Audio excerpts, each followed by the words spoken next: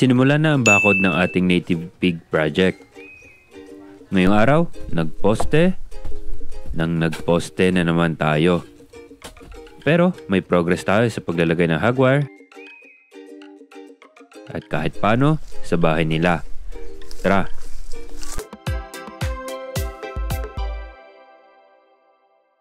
Ngayong araw, itutuloy natin yung ating native pig project. So, marami naman na tayo na iposte.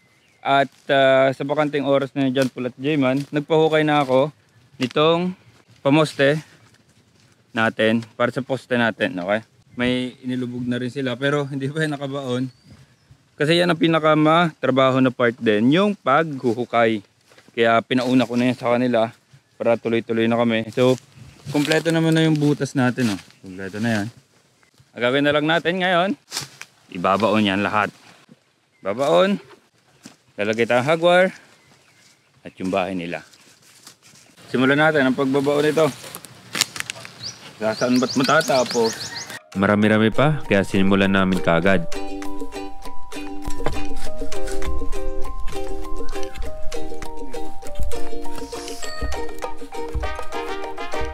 I-timelapse na natin yan.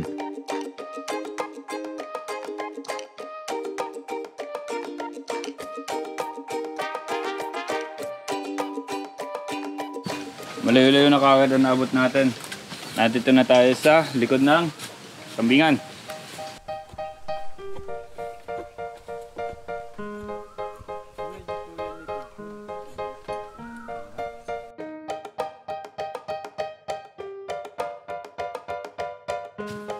Pinalta namin ang paniksik nitong sanga na to.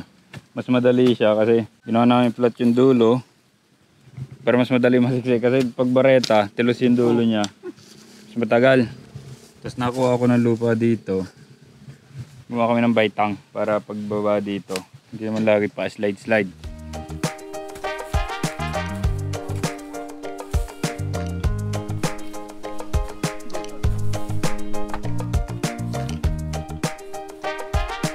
Itong kawayan nito medyo mahaba. Hatiin natin para maganda lang.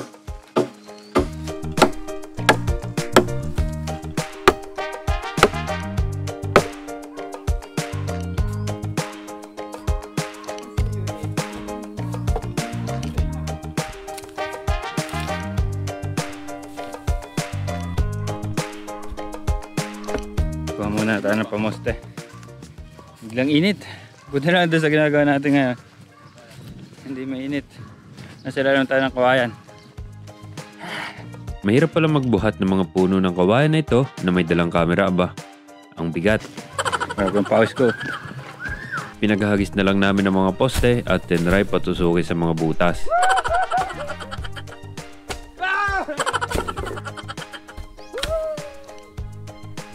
Kaso walang nakagawa. Hoy, try na natin to.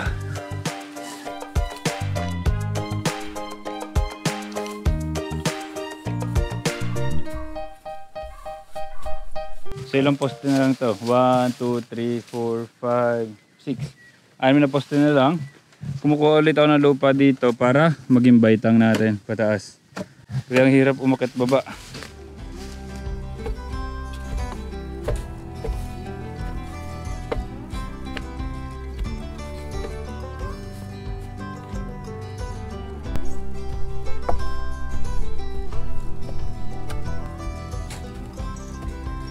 Ano maganda mong balita, Jayman?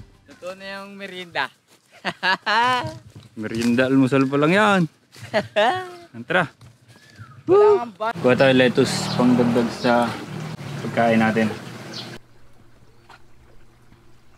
Ito ang pinakamasarap na part lagi pag may ginagawa. Ano? Kakain ka. Lagi. Yun. Ito yung mga tinapay ngayon. Ayan na, kung gano'n kalaki lang. 6 pesos. Yan yan. Lamang tiyan. Pansit canton at malamig na juice. Kain construction naman tayo. Okay, may lakas na ulit. Pwede na. So 4 na poste na lang naman ito. Pero may 2 pang hukayin. Easy.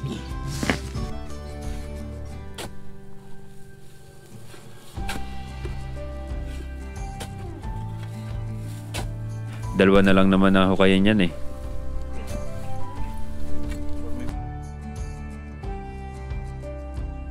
Okay, natapos na namin sa wakas ang pagpuposte.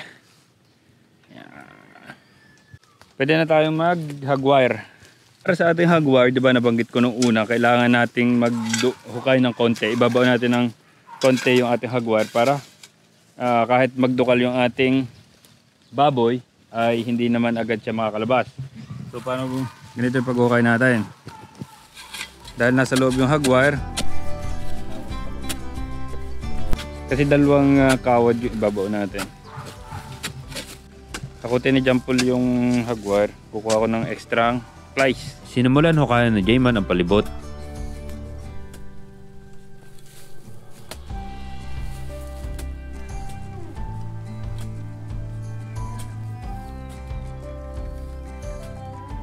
At nag-prepare na rin ng mga hagwire. Inilatag lang at itinali ng alambre. Si Jayman, malayo na naabot ng kanyang hukay. Kami naman ni Jampol dito yung maglalagay nitong hagwire. O ayan o. Yan. Itong ating kapantay ng lupa. So nakabaon to. At ginawa lang namin ng paulit-ulit. O ayan o. Yan. Itong ating kapantay ng lupa. So nakabaon to.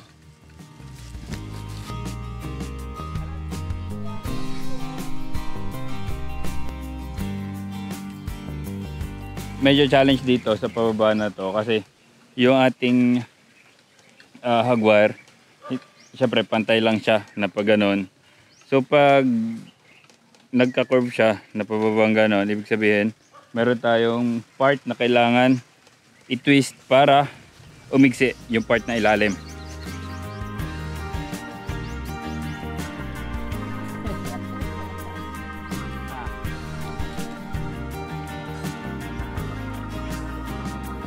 Okay, tapos na yung isang side natin, pero bago natin niya ituloy, magputol tayong kawayan para matuloy natin yung frame ng ating silungan.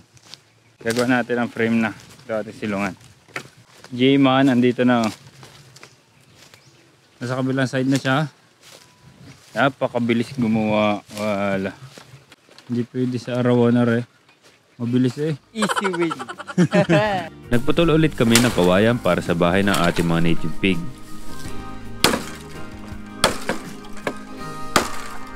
Dalawang kawayan lang na patakbuhin ang kinuha namin.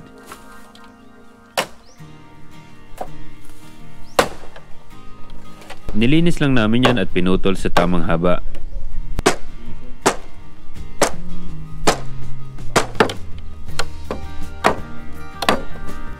Lagay natin dun sa bahay, silungan.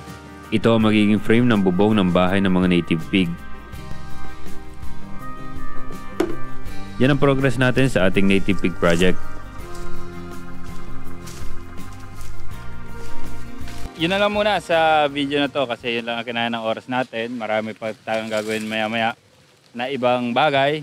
Abangan nyo yung mga susunod tungkol dito sa ating native pig project. Excited na ako. Excited ka na ba, Jampol? Come on. Yun lang, maraming salamat. Subscribe and peace!